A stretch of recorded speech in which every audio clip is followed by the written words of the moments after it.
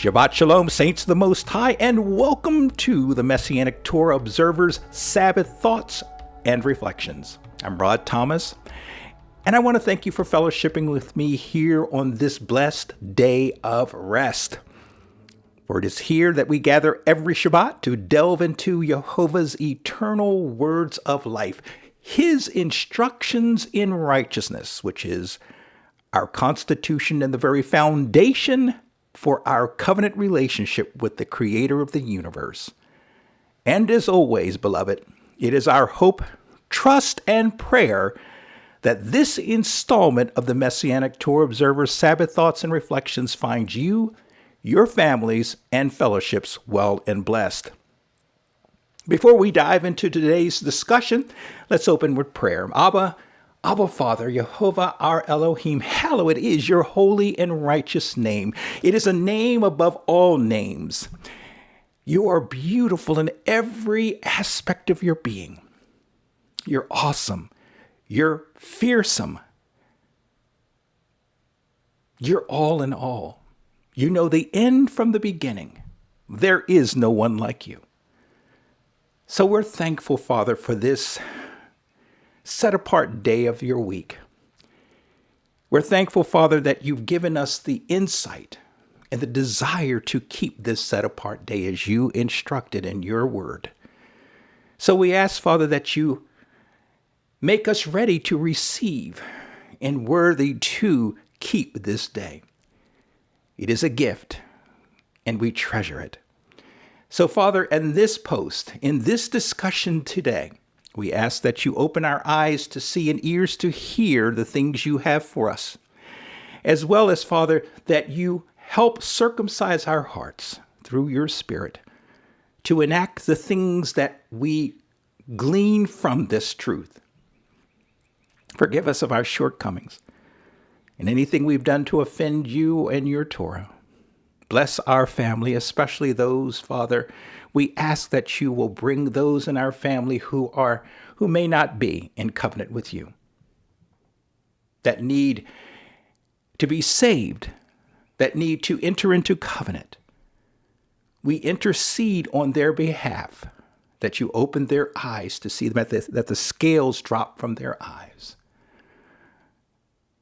that they not only turn to you through Yeshua, the author and finisher of our faith, that they not only turn to you for salvation, but they also seek truly to have a substantive relationship with you.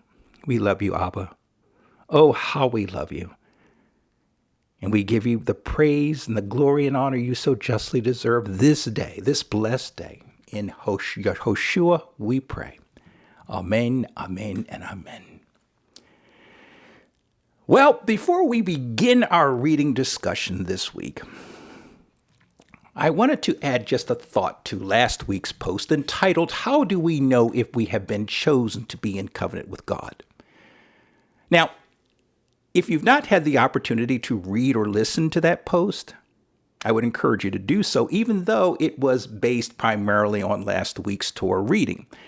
The content of that post is evergreen, so there is no time frame in which it must be read. And I will have the link to that post in today's transcript for your convenience. But in that post, I spent a great deal of time discussing the realities that are associated with our chosen status. And I emphasize that Scripture clearly reveals that Yah chooses those with whom he will enter a covenant relationship with it. So then, it can be safely understood that Yah chooses us, as opposed to us choosing him.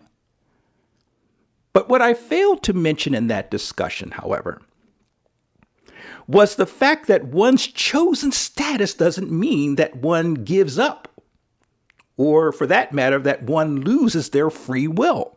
In fact, being chosen of Yah doesn't mean that one can't lose their salvation.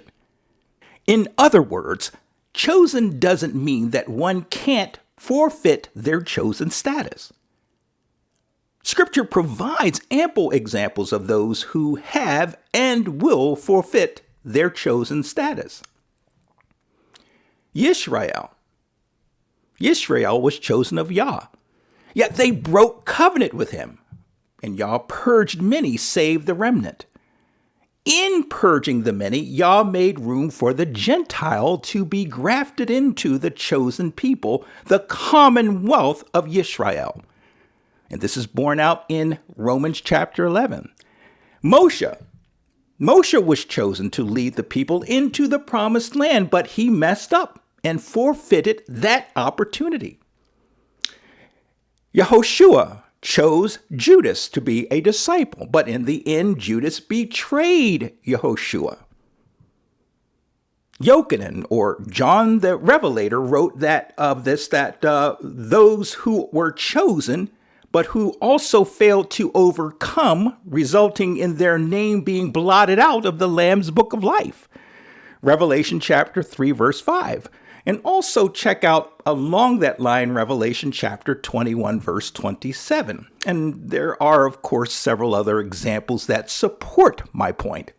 But I just wanted to bring to your attention that being chosen of Yah to be in covenant with him doesn't mean that one has arrived. It just means that he or she was chosen of Yah. And that chosen status is then his or hers to lose. And I trust that this has in some way helped clarify some of the issues associated with this rather controversial issue of being chosen of Yah to be in covenant with him. And with that, I will let this subject rest, at least for now. So let's get into today's reading discussion. This is the realities of covenant blessings in this world. It's a wonky title, I get, but it's the only thing that actually stuck in my brain. But it is the 24th parsha, or 24th portion of our 3-year Torah reading cycle, and it's found in Genesis, or Bereshit, chapter 26, verses 12 through 35.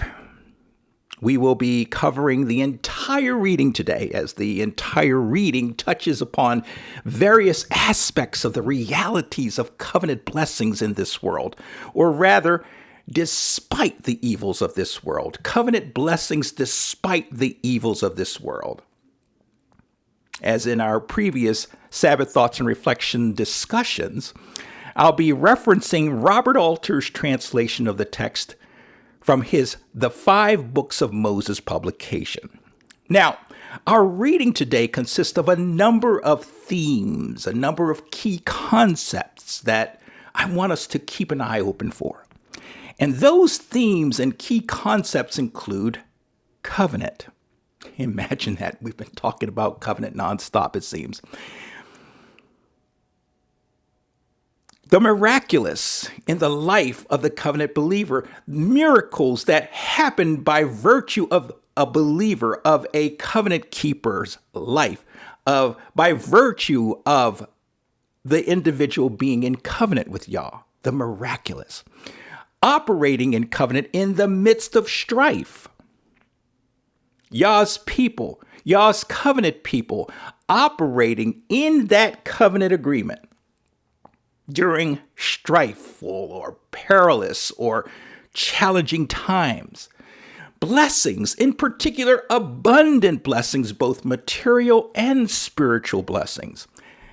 Getting along with others, even when the other parties aren't so accommodating.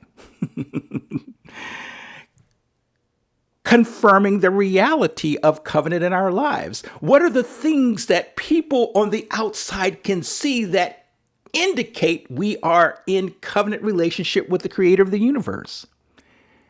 Favor with Yah and with men, a big one. Calling upon Yah's name or invoking Yah's name. The scourge of envy and its impact on our covenant walk. And when we're talking about envy, we're talking also about jealousy and covetousness. Evidence again of our favored in covenant status. That's sort of repeating what I was talking about earlier when I was talking about confirming the reality of covenant in our lives. Defying the elements and principles of covenant. When we do things in our lives that define the elements and principles of covenant, things that we shouldn't be doing, things that we don't have any business doing. Being a peacemaker and peace-loving covenant people, even in the midst of challenging times, challenging people, perilous times, and prosperity. So then let's delve into our reading, beginning with verse 12 of the 26th chapter of Bereshit, or Genesis. Again, we're in chapter 12 of Genesis, or Bereshit, and we're going to begin at verse 12. An Alter's translation reads, verse 12, "And Isaac sowed in that land, and he reaped that year 100-fold. And Jehovah blessed him." Let's stop there. We must keep in mind the context of the overall story here involving Yitzhak. Now, we did not cover Yitzhak's little run-in with Abimelech in last week's Torah reading. But suffice to say, Yitzhak's run-in with Abimelech, king of Gerar, king of the Philistines, was eerily similar to that experienced by his father Abraham many years prior. And it was during that encounter that Abraham tells Abimelech, king of Gerar, that Sarah, his wife, was his sister. You remember that? And this encounter led to Sarah, as the text notes, being taken by Abimelech. And this is found in Genesis chapter 20, verses 1 and 2. But Yah came to Abimelech in a dream that night and warned him that if he touched Sarah, that he would be a, quote, dead man, end quote. Genesis chapter 20, verse 3. This in turn led to Abimelech confronting Abraham about the deception which Abraham ultimately confessed to. Fearing Sarah could be molested by any one of the men of Gerar, and or Abraham assaulted or killed over Sarah, Abimelech addresses an edict to his people declaring that Abraham and Sarah were protected people in his kingdom and who were not to be touched by any Philistine. Abimelech then recompensed Abraham with much material wealth and so forth. And this is all documented in Genesis chapter 20, verses 4 through 18. And so in our focus passage here, we see almost a verbatim repeat of this incident or encounter. This time, instead of Abimelech, Abraham, and Sarah, it is Abimelech, Yitzhak, and Rivkah, or Rebekah. Yitzhak, along with his family, fleeing a regional famine, takes refuge in Gerar. This is Abimelech's region. And fearing for his life, just like his daddy before him, he puts forth the story that Rebekah, was his sister. This time, however, Abimelech witnesses an intimate moment between Yitzhak and his wife Rivkah, or Rebekah, before Rivkah could be taken by him, which likewise leads to Abimelech confronting Yitzhak about the deception. And like before, making an edict in Gerar that Yitzhak and Rivkah were his protected guest. And that's where this story ends as far as our Bibles are concerned. However, we find in the extra-biblical book of Jasher that Abimelech, like he did in Abraham's case, recompensed Yitzhak with great material possessions in response to that encounter. Now, this is not mentioned in our text, but if we are to believe the witness of Jasher, this would explain Yitzhak being in possession of a parcel of land in which to plant a field of crops, which the text describes as bearing 100-fold returns for our patriarch here, It must be mentioned that the blessing of the land may have come from Abimelech, that Abimelech gives him that parcel of land to use, but the abundant 100-fold harvest of crops enjoyed by Yitzchak undeniably came from Yah. In other words, it was a miracle enacted by Yah during a regional famine. And so what we have here is in essence a manifestation of the miraculous taking place in the life of the perpetuator of the covenant. The miraculous is often manifested in the life of the covenant keeper, even during physical impediments such as a famine. And as we saw in the life of Abraham, Yitzchak's covenant-attached prosperity was not of the natural, but it was of the miraculous. Now, if you are of my generation, and you had any exposure to the so-called name it, claim it, or the health, wealth, and prosperity movement of a couple decades ago, actually now, maybe a little longer, maybe a little sooner, you might recall that this passage was a very popular one used by some evangelical preachers and teachers to, well, promote their ministry agendas, and most importantly, to line their pockets with an overflow of cash from their followers. You see, the twisted teaching that came out of these movements, undergirded or supported by this passage of Torah, was that if a follower of their ministry were to plant seeds into their ministry, the follower would reap 100-fold return on their sowing. In other words, if these preachers' followers would send them money, well, they would be abundantly, overwhelmingly blessed in the form of jobs and income and health and material possessions, new wives and husbands, wealth and such. Needless to say, many fell for these schemes.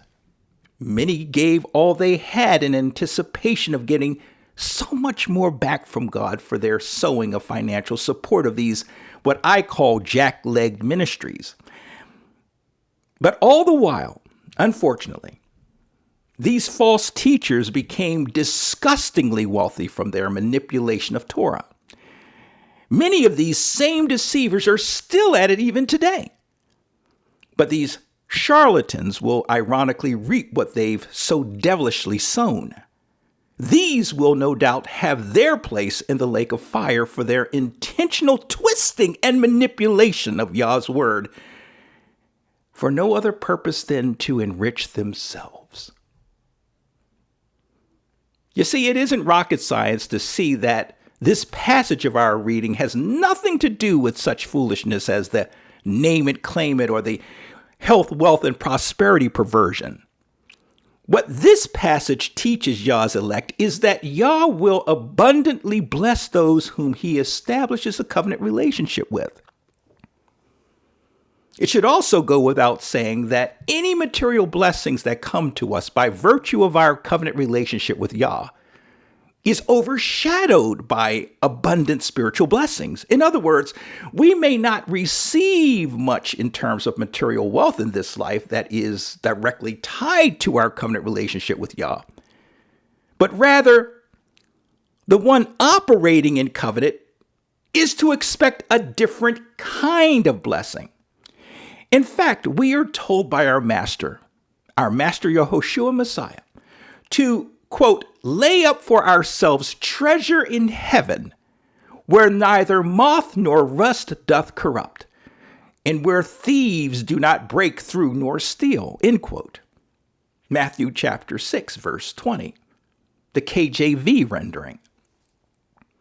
Master proclaimed that he'd come to this earth that we might have life and have that life more abundantly. John 10, verse 10. And so our master's emphasis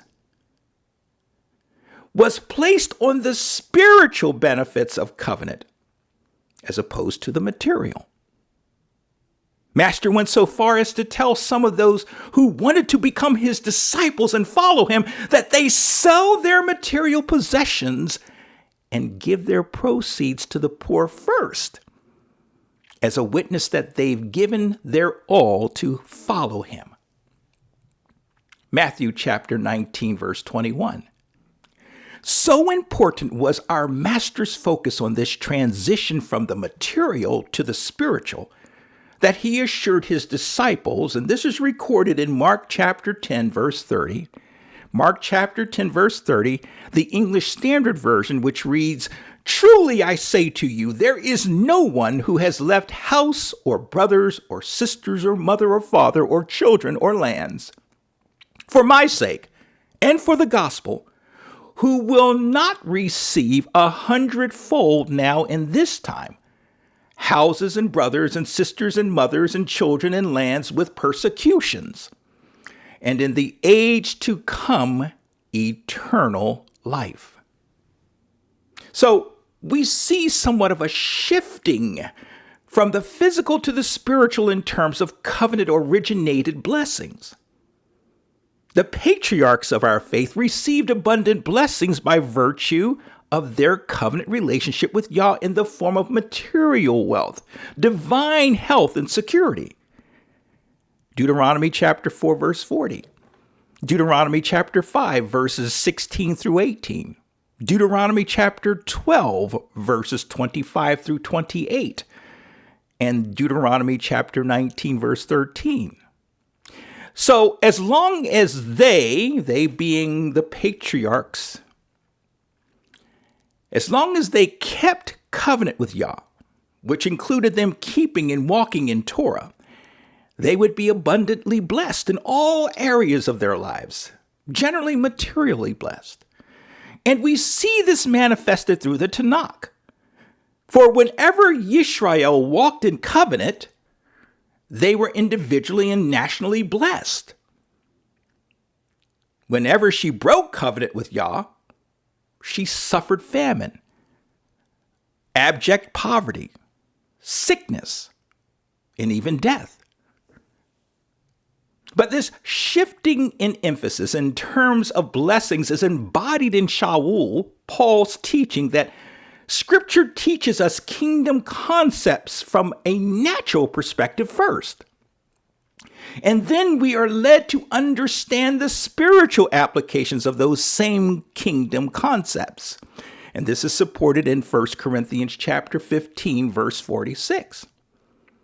Master's emphasis on the spiritual is further embodied in his pronouncement to the Samaritan woman at Yaakov's or Jacob's well, that the true worship of Yah would transition from that of the physical or natural to that of the spirit and truth. John chapter 4, verses 23 and 24. Now, in terms of those material blessings, the one thing that we can count on in this life is that Yah will take care of all our needs. Master informed his disciples in his Sermon on the Mount that if they sought first the Malchut Elohim, the kingdom of Yah, then all their needs would be met by Abba Father. Matthew chapter 6, verse 33.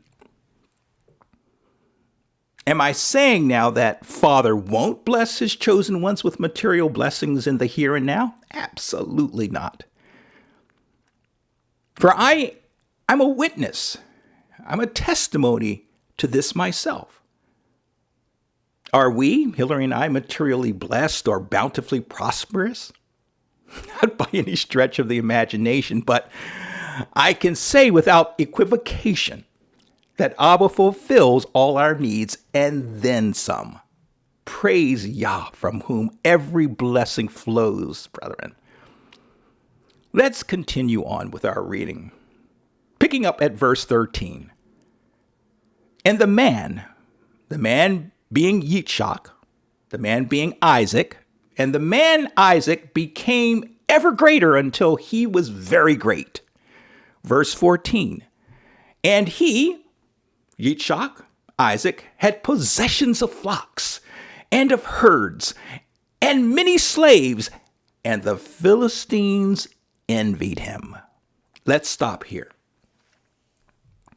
We will see over the course of the next 8 verses that the Philistines' envy or jealousy or covetousness over Yitzchak's material prosperity was manifested in his being asked to leave Gerar by their leader Abimelech and the shepherds of Gerar, covering over Abraham's wells, which were a critical source of water for Yitzchak and all that was his. Now, some Torah commentators see this jealousy, this covetousness, this envy that Yitzchak experienced from his Philistine neighbors as part and parcel of the anti-Jewish experience. That it is illustrative of what we know today as anti-Semitism, in which it can be argued that anti-Semitism is in great part driven by envy, by jealousy or covetousness on the part of Yisrael's neighbors. Along these lines of thinking, however, there is a rabbinic saying that, quote, what happened to the patriarchs repeats itself in the life of their descendants, end quote. And this is a quote I took from J.H. Hertz's Torah Haftarah publication, page 96. And I would certainly agree to a lesser or greater extent with this thinking. But let's continue our reading, picking up now at verse 15. And all the wells that his father's servants, we're talking about Isaac's father's servants, all the wells that his father's servants had dug in the days of Abraham his father, the Philistines blocked up, filling them with earth. Verse 16, and Abimelech said to Yitzchak, said to Isaac, go away from us, for you have grown far too powerful for us. Verse 17, and Isaac, Yitzchak, went off from there and encamped in the Wadi of Gerar. That is, in Hebrew, Wadi Nahal, which a wadi or a nahal is a dry riverbed that often conceals underground water sources. So we have here Yitzchak going off from where Abimelech was, where he was previously, and he sets up camp in the Wadi of Gerar, and he dwelled there. Verse 18, and Yitzchak, or Isaac, dug anew the wells of water that had been dug in the days of Abraham his father, which the Philistines had blocked up after Abraham's death. And he gave them names, like the names his father had called them. Let's stop here. Let me quickly acknowledge here one of Yitzchak's or Isaac's wonderful character traits. And his naming, these wells that his father Abraham had established many years prior, decades prior actually, we see beautifully displayed here his humility. His humility in him not renaming them to fit his own agenda, but keeping in the spirit and with the name, the original name that his father placed on those wells. So we see here a character trait that is very necessary for covenant keepers, and that's humility. He also displayed his respect for his father. You see, the naming of wells and other landmarks in the ancient Near East was a pretty big deal. And we'll get into why it is a big deal in our exposition of verse 20. Nevertheless, operating in covenant compels us to walk in humility and to exercise proper respect for those of our faith who have gone on before us. And this is laid out in a number of passages throughout the Tanakh and Brit Hadashah, the New Testament. Exodus chapter 20, verse 12. If you want to take some of these down. Exodus chapter 20, verse 12. Deuteronomy chapter 5, verse 16. Deuteronomy chapter 8, verse 2 and 16. Matthew chapter 15, verses 4 through 6. Matthew again, chapter 18, verse 4. Matthew chapter 19, verse 19. Matthew chapter 23, verse 12, James chapter 4, verse 10, and finally 1 Peter chapter 5, verse 6.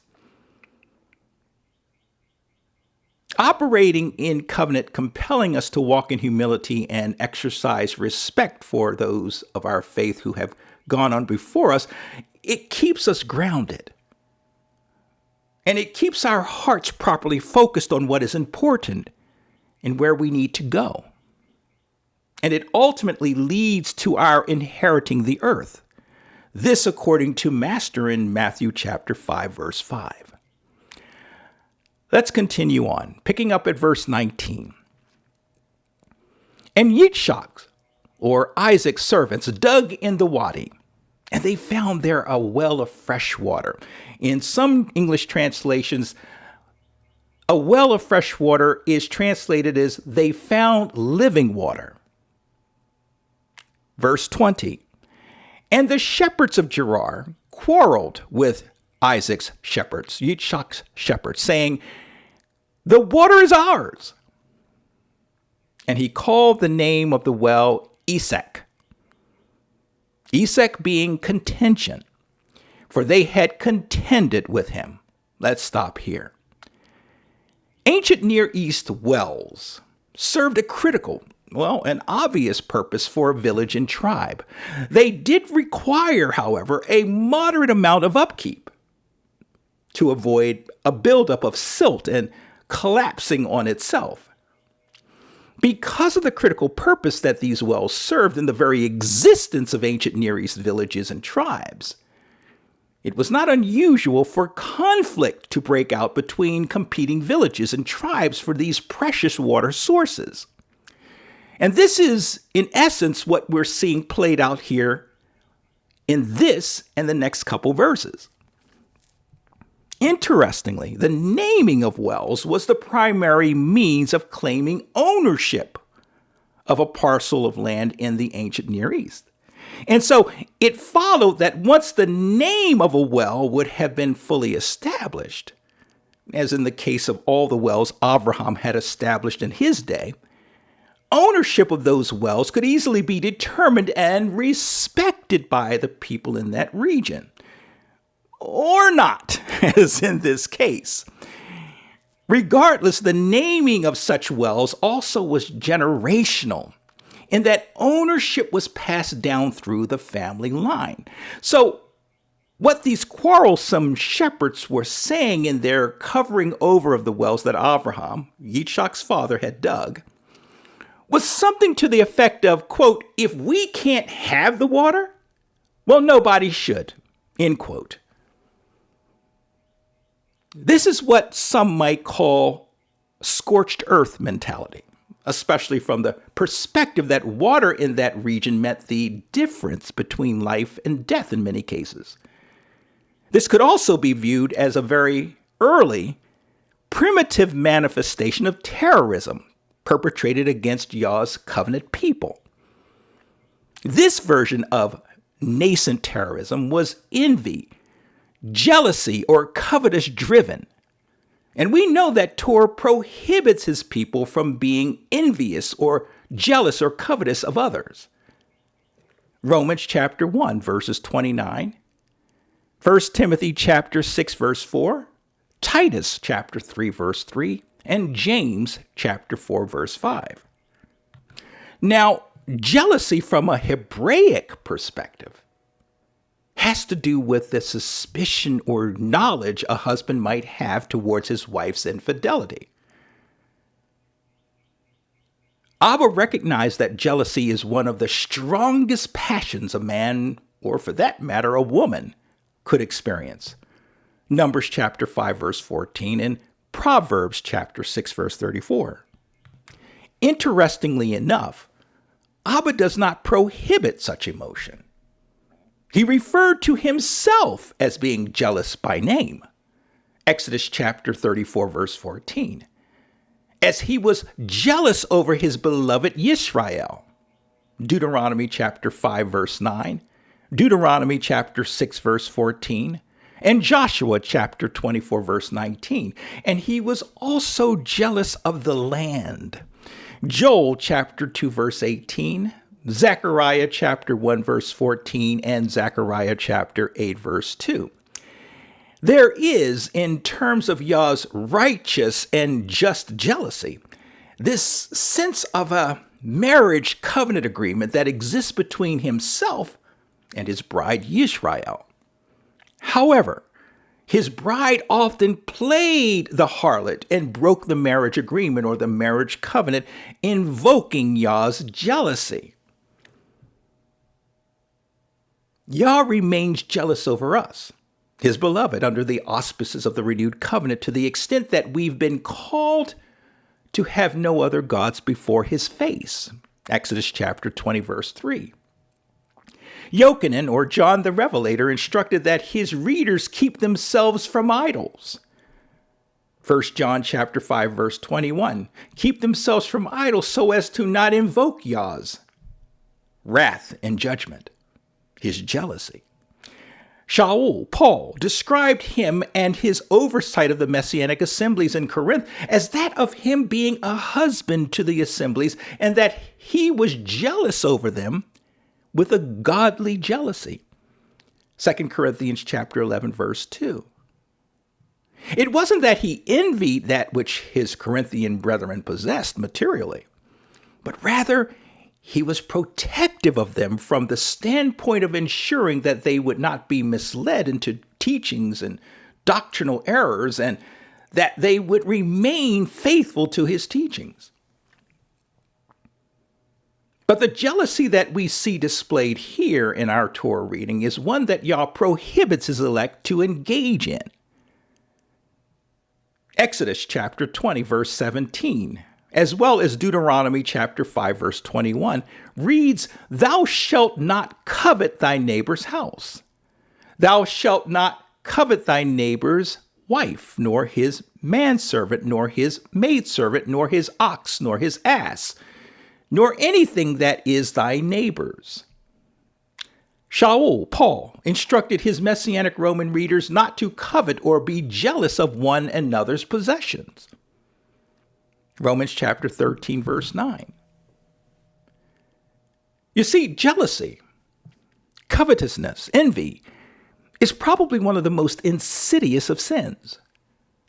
For when it is conceived in the heart of a man or woman, it has the potential of leading to greater and more serious sins such as stealing, theft, fornication and adultery, assault, even murder.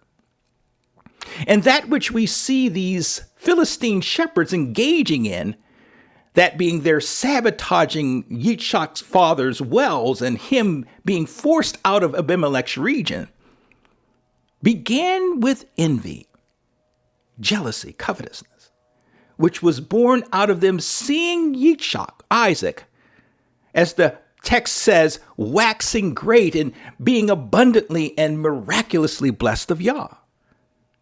And what we see in Yitzchak, or Isaac's response to Abimelech's expelling him from his region, and these Philistine shepherds' jealous-driven acts of terrorism directed towards his father's wells, is humility and peacemaking. Yitzchak responds with humility and peace, peacemaking. Yitzchak does not retaliate, but simply searches out another source of water. Yitzchak does not resist Abimelech's expelling of him from his region, but he complied with humility. He packed his stuff and left. Okay, you don't want me here? I'll go. I'll find somewhere else to be. Yitzchak sought peace, and he did everything in his power to avoid strife with his neighbor. You know, Master taught that those of us who are his, who are known to be peacemakers, will be called children of Yah. And this from his Sermon on the Mount, documented in Matthew chapter 5, verse 9. There was an adage that one repays evil that is done to him or her with the same or equal evil. However, Master taught that his disciples must not retaliate against anyone who does them wrong, but rather, if someone hits them on the right cheek, that they let them hit them on the left cheek as well. And if someone wants to sue them for something his disciples possessed, that they give them what they coveted of theirs and more. Matthew chapter 5, verses 39 and 40. That which Yitzhak, Isaac, displayed, and Master Yehoshua taught is certainly not the behavior the world endorses or practices in this respect. And the irony is that I've run into so-called devout Christians who have effectively said that they didn't care what Jesus said here. According to these, if someone were to even strike them or take from them or whatever, hurt them, harm them in any way, that they were going to strike them back. They were going to pay them back with even greater force with intent to do greater harm to them. I've actually heard people say this.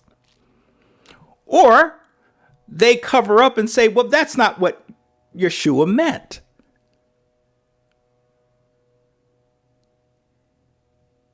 Truly, as a covenant people,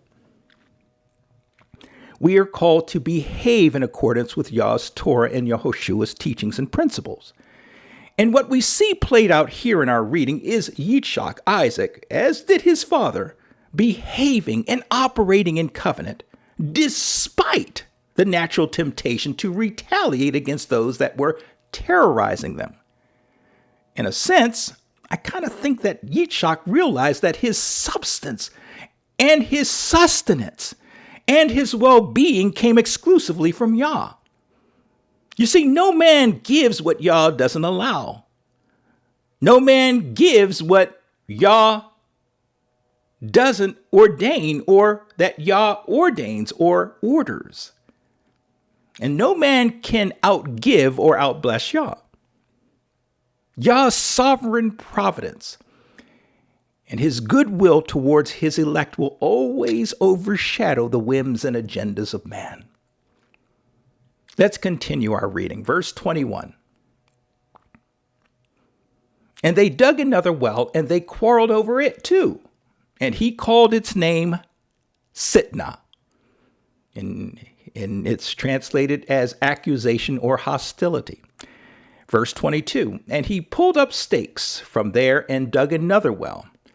And they did not quarrel over it. And he called its name Rehoboth, which means open spaces.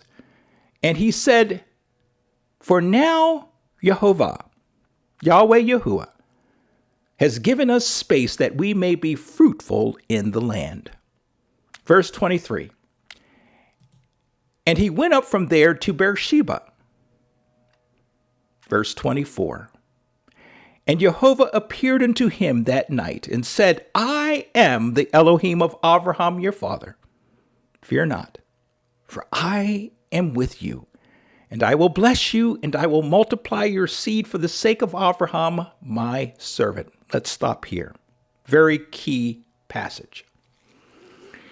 What we see played out here in this verse between Yah and Yitzhak is Yah repeating what took place between him and Abraham, and this was many decades before.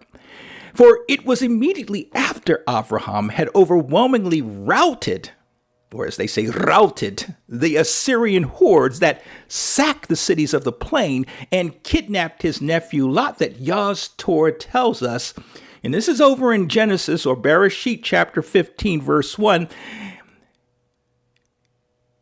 After those things, the word of Jehovah came unto Avram in a vision, saying, fear not, Avram, I am thy shield and thy exceeding great reward. Avram, no doubt at this point, was a marked man. He was potentially in peril.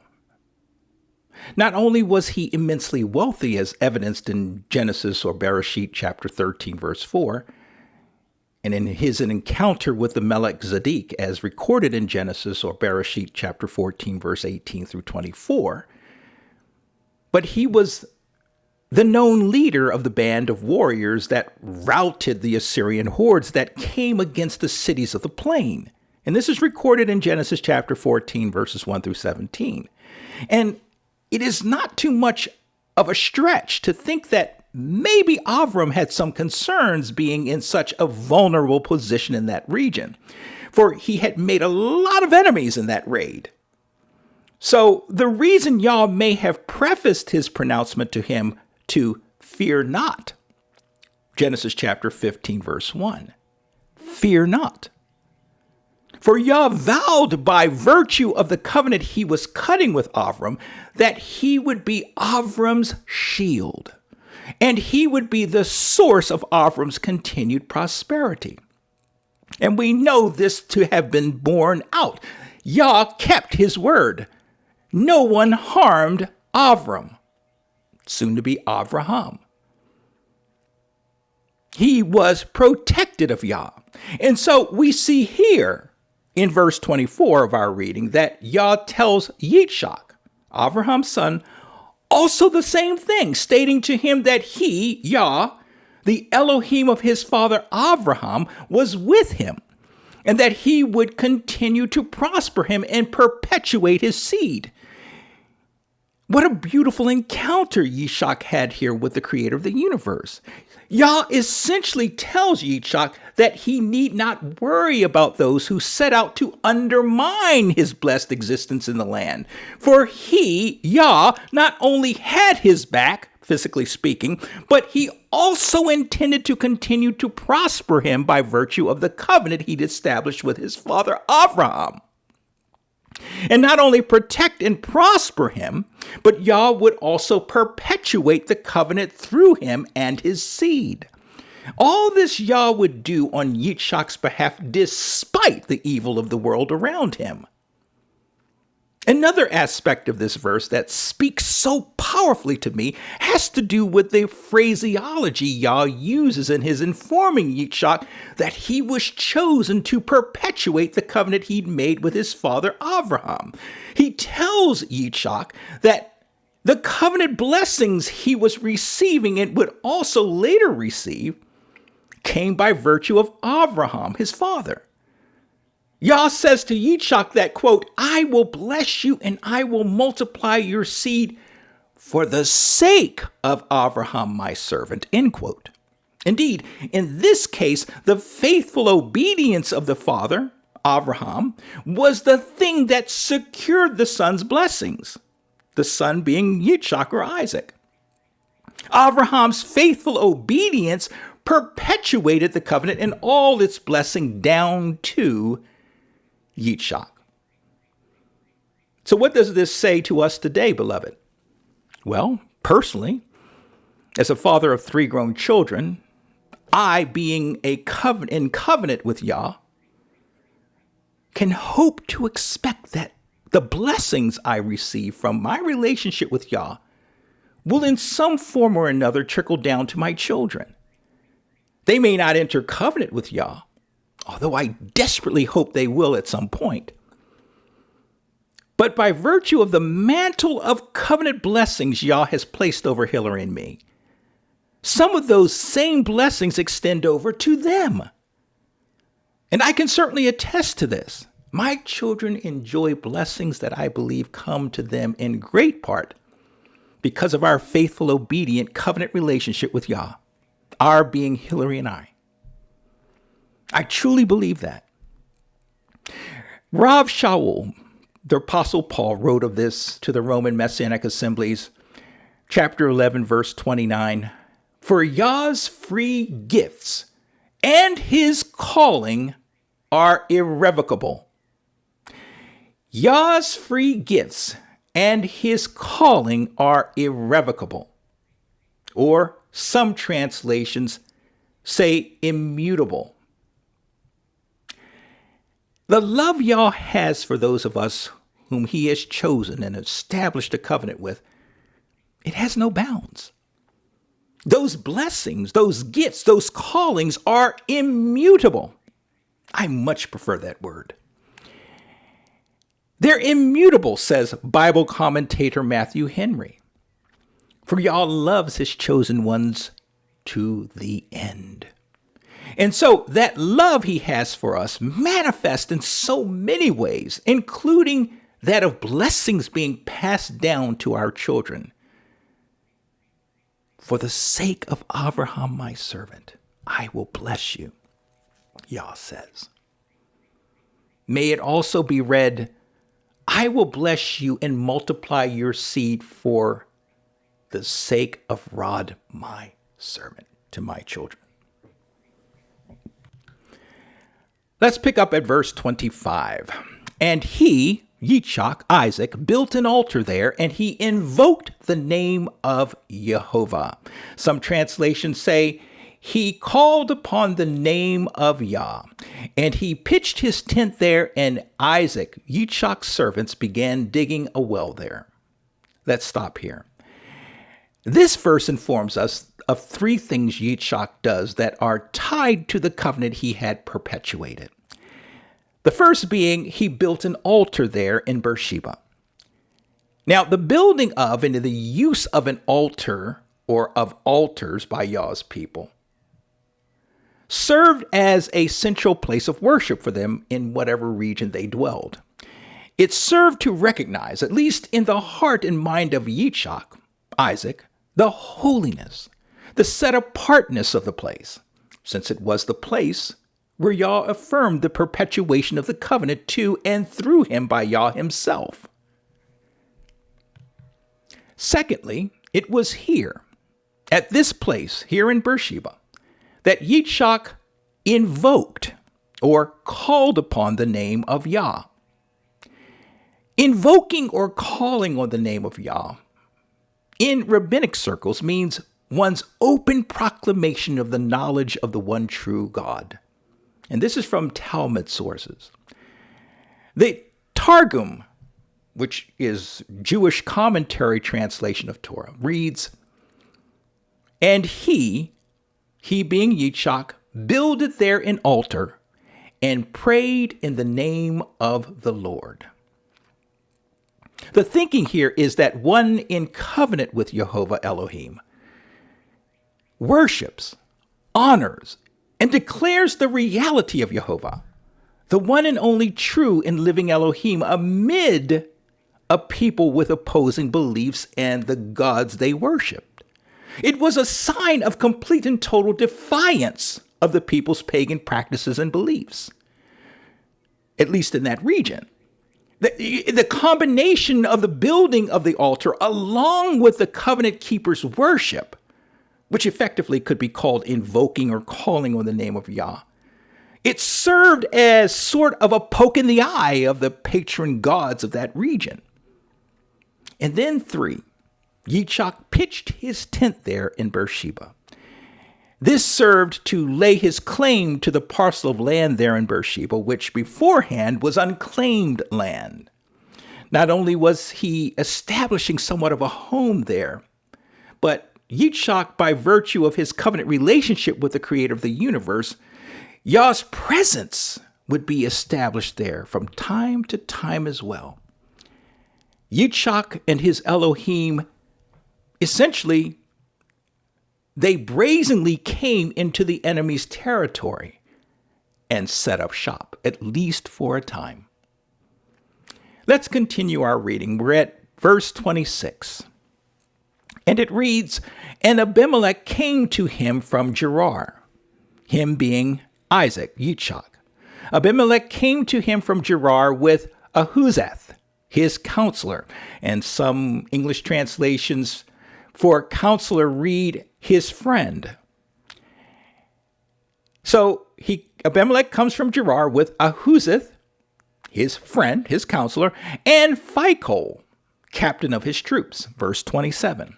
And Isaac said to them, why have you come to me when you have been hostile toward me and have sent me away from you? Verse 28. And they said, they being Abimelech, Ahuzeth, and Phicol, well, we have clearly seen that Jehovah is with you. And we thought, let there be an oath between our two sides, between you and us. And let us seal a pact with you. For pact, some English translations read an oath or a sworn agreement with him. Verse 29, that you will do no harm to us, just as we have not touched you, and just as we have done toward you only good, sending you away in peace. Be you hence blessed of Yah, blessed of God. Let's stop here. We must bear in mind here that these leaders were pretty old.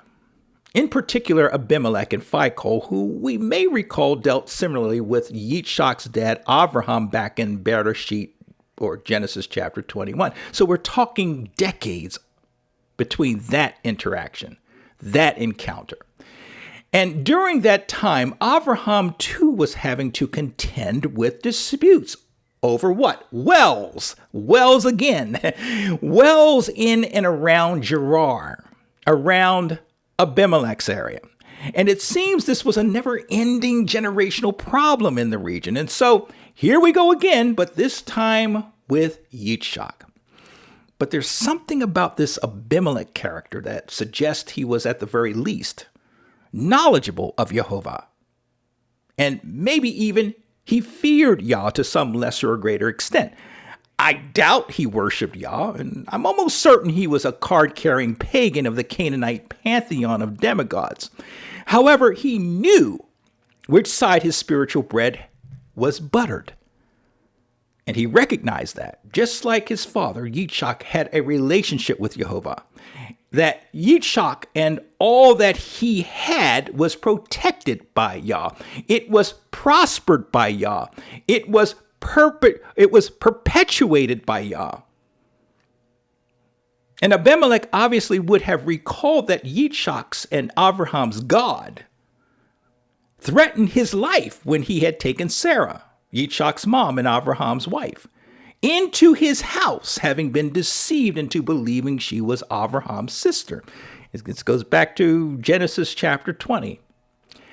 And like his father before him, Abimelech could clearly see that Yitzchak, because of his relationship with Jehovah, had grown into a force to be reckoned with in that region, having great material wealth and human resources at his disposal. And the text denotes that Yitzchak had grown to be, quote, very great, with possessions of flocks and herds and a great many slaves, verses 13 and 14. And of course, all this was quite apparent to the Philistines, and in particular, Abimelech.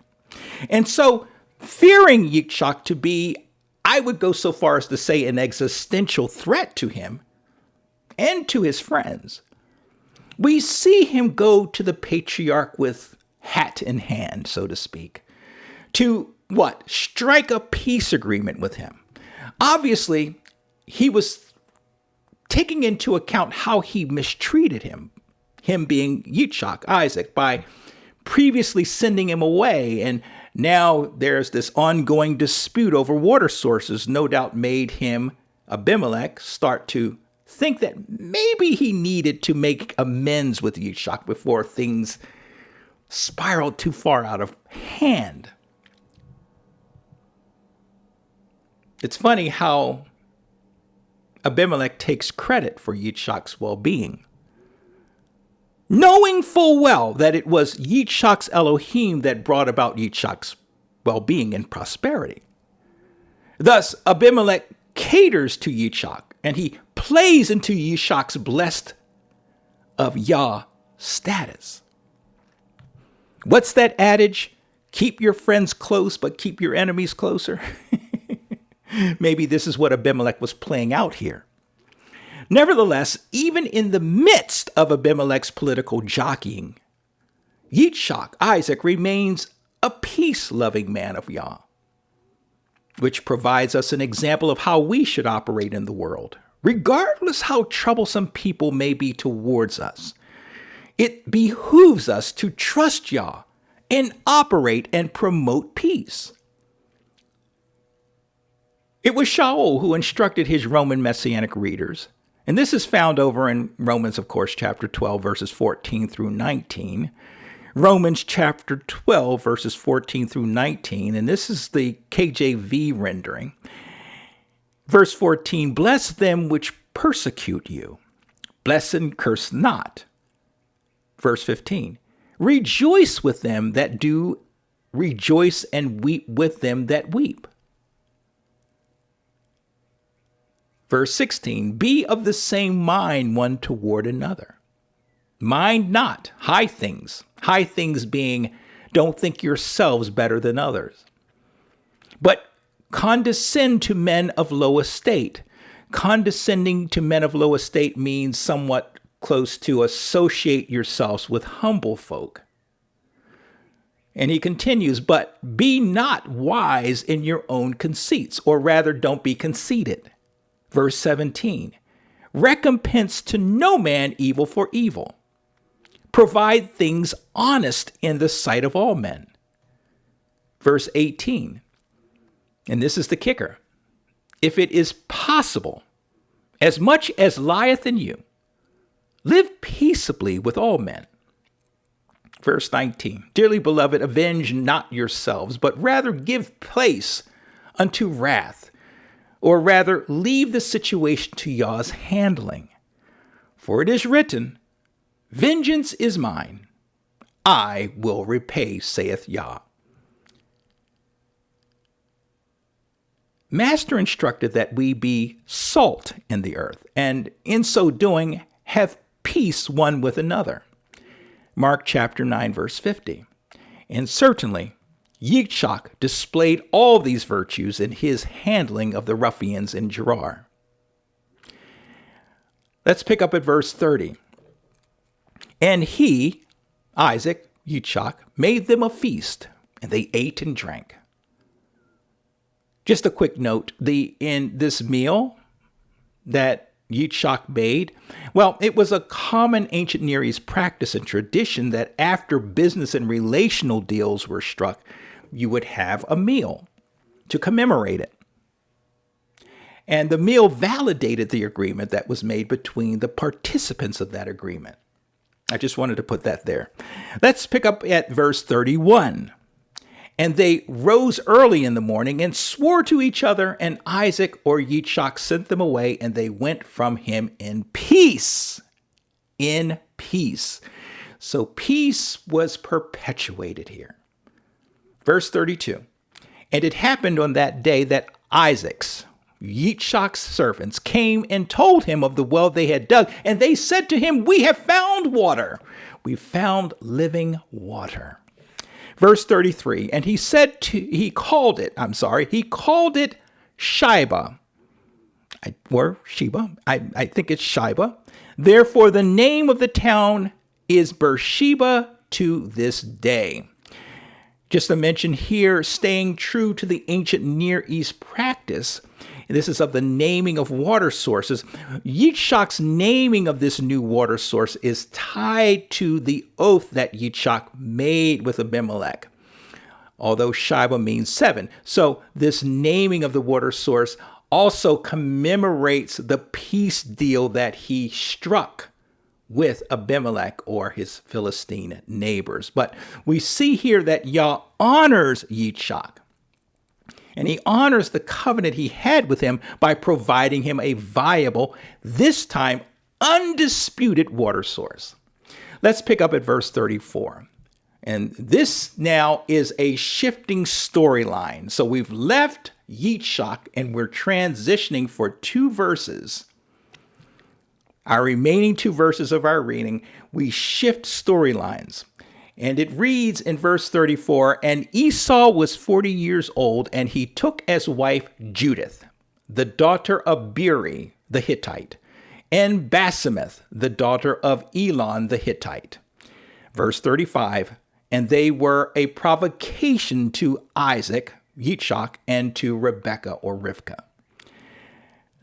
And let me just give some commentary here before we go into our practical halakha, Sabbath thoughts and reflections. Now, the first thing that pops into my mind when I read these two concluding verses to our reading is that Esau clearly is not following the pattern and protocols of the covenant his father had with Yah. It was just a couple readings ago that we had Abraham sending Eliezer, his servant, to his kinsfolk in Nahor of Mesopotamia to do what? To find Yitzchak, to find Isaac a wife among his kinfolks, Bereshit or Genesis chapter 24. And if you recall from that reading discussion, Abraham was quite explicit to Eliezer that Yitzchak was not to marry any Canaanite woman. Why this was so is not delineated in the text, but for Yitzchak to marry a Canaanite woman, it seems it would have run contrary to the tenets and perpetuation of the covenant Abraham had with Yah. Now, although it's not really delineated or discussed in the text, the reason why Abraham didn't want Yitzchak to marry a Canaanite woman, we know that during the conquest, a few centuries later, that the conquest of the land of Canaan by Joshua, by the Israelites, the second generation of Israelites coming out of Egypt, that the Canaanites were marked for destruction. They were marked for destruction because of their abominable pagan ways. And so here we have Esau, who, according to traditional practices of the ancient Near East, should have been next in line to perpetuate the covenant, or at very least to have been the inheritor of Isaac's wealth, all of his belongings, all of his prosperity. At least, again, by ancient Near East practices, because the older son got the wealth, got the inheritance passed down to him. But then Esau does something contrary to the covenant. He goes off and marries not just one Canaanite woman, but he marries two. And so it would appear evident that he was going out of his way, so to speak, to disqualify himself from receiving the covenant that ultimately would go to Yaakov, or Jacob. Now, why Moshe placed these two verses into the narrative here is not clear, but it certainly serves the greater point of showing the contrast between the one who was chosen of Yah to perpetuate the covenant versus the one who was not chosen of Yah to receive the covenant. Because the one chosen to receive the covenant, Jacob, would be sent to the kinfolk to get a wife, or in this case, 4 wives. And we'll see that in coming installments to Sabbath Thoughts and Reflections, our Sabbath Thoughts and Reflections reading discussions coming up here probably in the next 1 or 2. I haven't looked ahead to see how the readings are broken down. So let's enter into our practical halakha, our concluding final thoughts and reflections here. For me, this reading, or this parsha, it spoke to the reality that Yah's covenant blessings remain viable and active. And they remain viable and active even amid strife, even in the midst of turmoil, even in the midst of evil. Yah's covenant blessings remain immutable. They're not here today and gone tomorrow. Yah is a constant, and he does not change. His love for us remains boundless. The world throws so much at us, those of us who are in covenant, especially these days. As I've mentioned in a previous blog post, the world is not our friend, and I have the link to that post if you're interested in reading it. It's just a blog post. It's not one of our podcast post, I'll have the link to that blog in the transcript for your convenience. But the world's not our friend. It is hostile to Yah's elect. Yet, as ominous as this may sound to some, and a lot of us don't want to hear such negative talk here on the Sabbath. We want to hear encouraging and edifying things. But as ominous as this may sound to some, our Torah reading provides us a blessed assurance that the Elohim of our patriarch Abraham is with us. And despite whatever craziness may be going on, whatever foolishness may be going on around us, even today, we don't need to fear. For Yah has our back. Just like he had Abraham's back, just like he had Yitzchak or Isaac's back. And by virtue of the covenant he cut, he being Yah, by virtue of the covenant Yah cut with the patriarchs of old, by virtue of their faithful obedience to him in the covenant he established with them, Yah will bless and keep us, his Abraham's seed. Yes, we are Abraham's seed because we have been engrafted into the commonwealth of Yisrael. I'll talk about that in just a second. And all that he asks of us, all that Yah asks of us, is that we remain faithful and obedient to him. That we look not to man to prosper us. That we look not to man to establish our place in society. That we look not to man to sustain us, but instead look to Yah. Through Master Yehoshua Messiah, the author and finisher of our faith, to keep and bless us. Hebrews chapter 12, verse 2. You know, Master admonished us to focus on the things of the kingdom and seek after Yah's righteousness.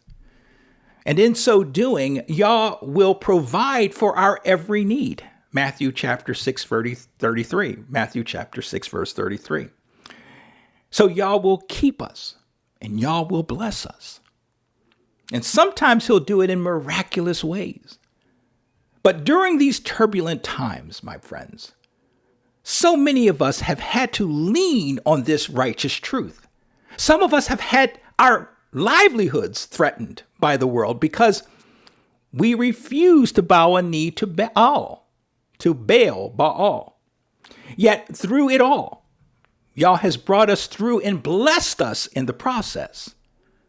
And that's because Yah's promises are immutable and because he loves his chosen ones. The psalmist wrote, I have been young and now am old.